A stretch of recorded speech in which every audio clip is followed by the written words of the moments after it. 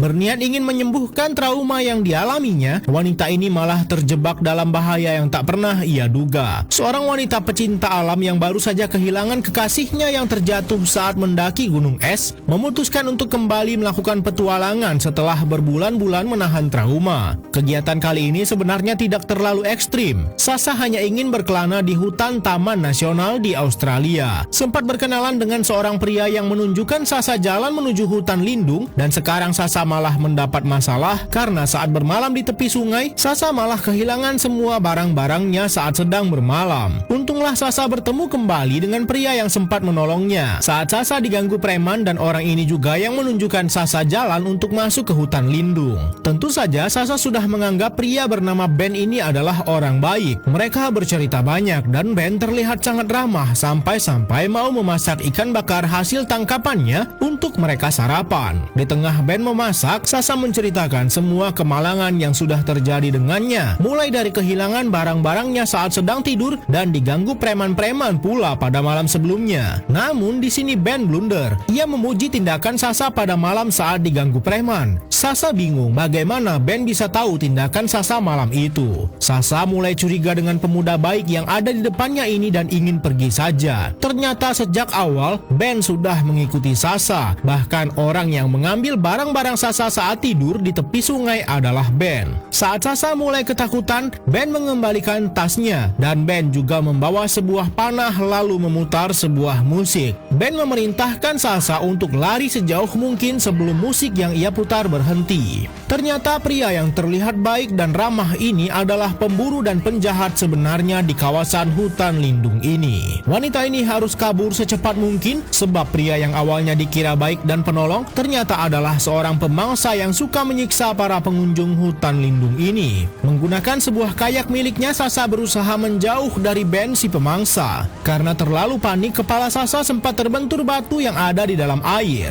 Setelah merasa cukup jauh, Sasa mengganti pakaiannya untuk mengalihkan perhatian. Namun Sasa malah seperti mendengar ada suara satu keluarga sedang piknik. Ada suara seorang perempuan dan anaknya. Mengira bisa meminta pertolongan dengan mereka, ternyata itu adalah suara HP yang diletakkan oleh Ben di sana. Dengan panahnya, pria baik hati yang ternyata pemburu kejam ini terus mengejar Sasa. Satu anak panah sempat mengenai tas Sasa sampai membuatnya sangat panik dan terguling-guling ke arah sungai. Sekarang, tanpa perahunya, Sasa harus menghadapi derasnya arus sungai yang entah membawanya kemana. Begitu arus mulai tenang, Sasa mencoba menenangkan diri dan mengisi tenaga dengan makanan yang seadanya. Setelah berlari ke arah yang lebih dalam, Sasa menemukan sebuah tebing yang bisa ia panjat. Berbekal pengalamannya mendaki bukit ekstrim, tebing seperti ini tentu saja sangat mudah untuk ia panjat. Sesampainya di atas, Sasa sama sekali tidak menemukan jalan keluar. Bahkan saat ia memeriksa menggunakan teropongnya, Sasa melihat Ben tepat ada di seberangnya melihat ke arahnya. Sasa yang mulai panik mencoba menuruni bukit, namun entah bagaimana caranya, Ben begitu cepat sampai ke arahnya. Sasa mencoba bertahan dan tidak bergerak sedikit pun agar Ben tak menemukan keberadaannya. Dan akhirnya kali ini Sasa lolos dari buruan Ben. Bukannya kabur sejauh-jauhnya, Sasa malah cari gara-gara dengan Ben. Ia melihat Ben sedang lengah dan mencoba mencuri perahu miliknya. Ternyata Ben tidak sebodoh itu. Ia memasang perangkap dan kaki Sasa malah terjerat. Sekuat tenaga Sasa ingin melepaskan jeratan itu, tapi ia terlambat. Ben sudah kembali dan menarik Sasa agar tidak bisa kabur kemana-mana lagi.